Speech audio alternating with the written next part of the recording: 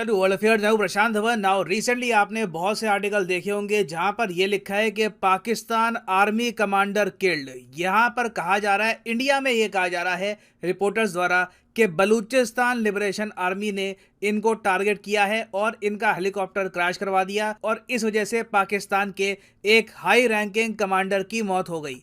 अब यहाँ पर आप देख पाओगे, ये एक ट्वीट भी है एक इंडियन जर्नलिस्ट की। ये कह रहे हैं कि Balochistan liberation army has shot down A Pakistani helicopter से रिपोर्ट्स। हालांकि पाकिस्तानी साइड की आप अगर बात देखो तो वहां पर पाकिस्तान के DGISPR ये क्लेम कर रहे हैं कि एक्चुअली इनका जो हेलीकॉप्टर है, जहां पर बहुत हाई रैंकिंग पाकिस्तानी आर्मी के ऑफिसर्स थे। अब मैं आपको दिखाता हूं, यहाँ पर ये है लेफ्टिनेंट जनरल सरफराज अली। आपने देखा होगा ट्विटर पे सरफराज अली काफी ट्रेंड कर रहा था। सरफराज अली एक लेफ्टिनेंट जनरल है और ये रैंक सीधा जनरल से एक स्टेप नीचे होती है। पाकिस्तान में आज के समय जनरल है बाजवा, वो चीफ ऑफ आर्मी स्टाफ भी है, but he is a general. आज के समय पाकिस्तान में किसी ने भी फील्ड मार्शल की पोस्ट होल्ड नहीं करी, तो जनरल के बाद सीधा आता है लेफ्टिनेंट जनरल, और एक लेफ्टिनेंट जनरल की मौत होना बहुत ही बड़ा इवेंट होता है। उसके अलावा 2 ब्रिगेडियर भी यहाँ पर मारे गए। ब्रिगेडियर भी आप अगर देखो तो फ्लैग ऑफिसर्स कहा जाता है इनको। तो हेलीकॉप्टर क्रैश हुआ, यहाँ पे पाकिस्तान का लेफ्टिनेंट जनरल, 2 ब्रिगेडियर, 2 मेजर यहाँ पर मारे गए। और पाकिस्तानी आर्मी का यहाँ पर यह कहना है कि बैड वेदर की वजह से ये सब हुआ है। बलूच रिबेल की ये यहाँ पर बात नहीं करे,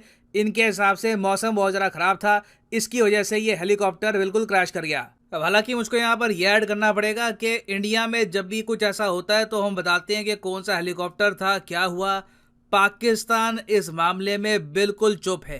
कोई इमेजेस सामने नहीं आई कि कौन सा हेलीकॉप्टर था, कहाँ क्रैश हुआ, ये तक बताया नहीं है कि हेलीकॉप्टर का मॉडल कौन सा रहा। जबकि आप अगर देखो पाकिस्तान के पास वेरियस टाइप के हेलीकॉप्टर्स है, तो काफ़ी स्ट्रेंज है, कुछ सीक्रेसी यहाँ पर रखी जा रही है इस इशू को लेकर। और अगर आप सोच रहे हैं कि यहाँ पर कुछ लोग ये क्यों कह रहे हैं कि इनको मारा गया है बलूचिस्तान लिबरेशन आर्मी द्वारा, कुछ लोग यहाँ पर कह रहे हैं, ऑफ कोर्स पाकिस्तान की एस्टैब्लिशमेंट यहाँ पर कह रही है कि नहीं ये एक एक्सीडेंट था।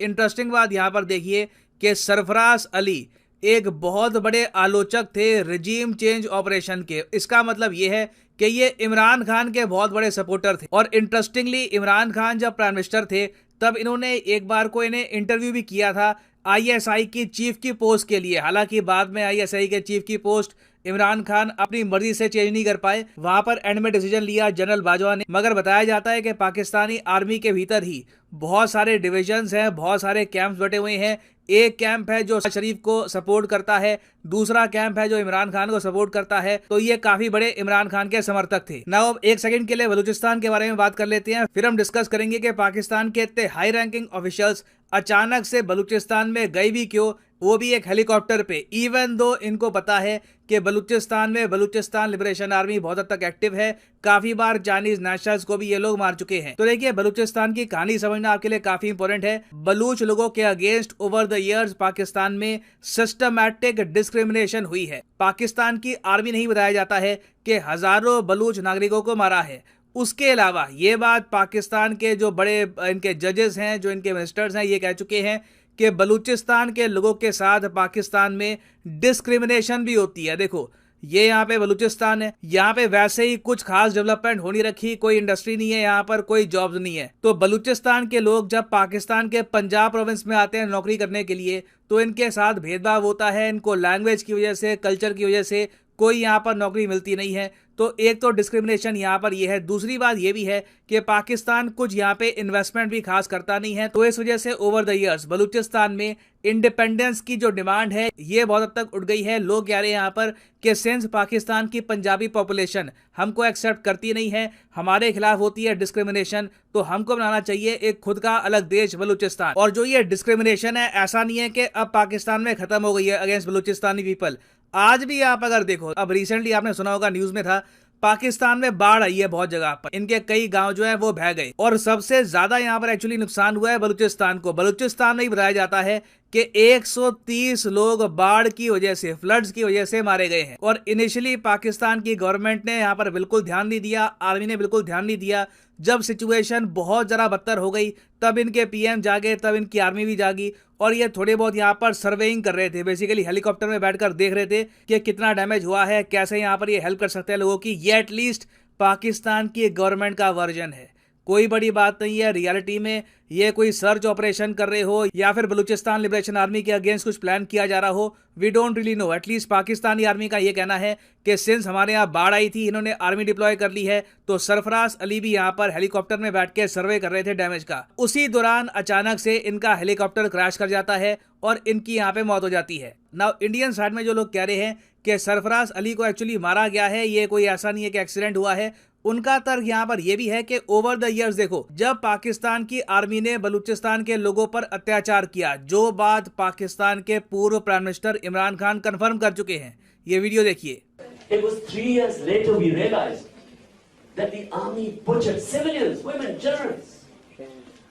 And so we're doing exactly the same thing again. In Balochistan, they were bombing people. How can you bomb people? Is this an army you're bombing?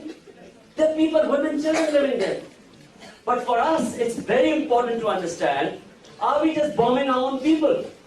Just think about the immorality of bombing villages where there are women and children.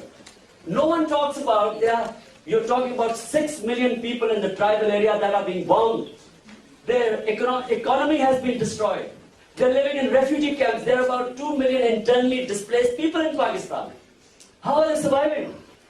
All under the heading of Taliban. And how many? And the extrajudicial killing that is going on. How many times have you heard that so many militants killed? Is there any verification? Has there been any identification? Who are these people that are dying? So this is a crime against humanity, what is going on.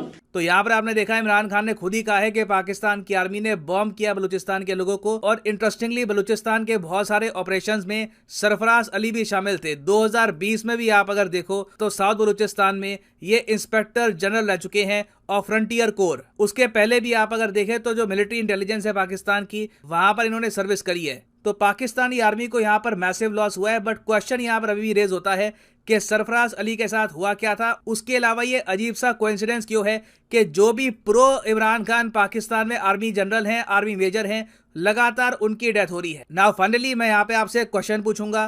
Question का answer आप सब लोग करिएगा comment section में। जो लोग सही answer करेंगे उनकी कमेंट को मैं हार्ट दे दूंगा ताकि बाकी लोग भी समझ पाए कि सही आंसर क्या है। क्वेश्चन यहाँ पर यह है कि यूएसए ने रिसेंटली एक नया ग्रुप बनाया है चिप 4 के नाम से। यहाँ पर 4 कंट्री शामिल हैं। ये चारों देश मिलकर सेमीकंडक्टर मैन्युफैक्चरिंग में कोऑपरेशन करेंगे। तो ये यहाँ पे आपके सामने ऑप्शन है कि चिप 4 कंट्रीज कौन सी है। यूएसए ऑब्वियसली यहाँ पर है ही, उसके अलावा Singapore, Japan, Indonesia, south Korea, Japan, Taiwan, south Korea, India, Taiwan, या फिर इंडिया, जापान, ऑस्ट्रेलिया। लिखिएगा इसके बारे में कमेंट सेक्शन में। मैं देखना चाहूंगा कि कितने लोग इस आंसर को सही कर पाते हैं। जो लोग सही करेंगे आंसर, उनकी कमेंट को मैं हार्ट देने की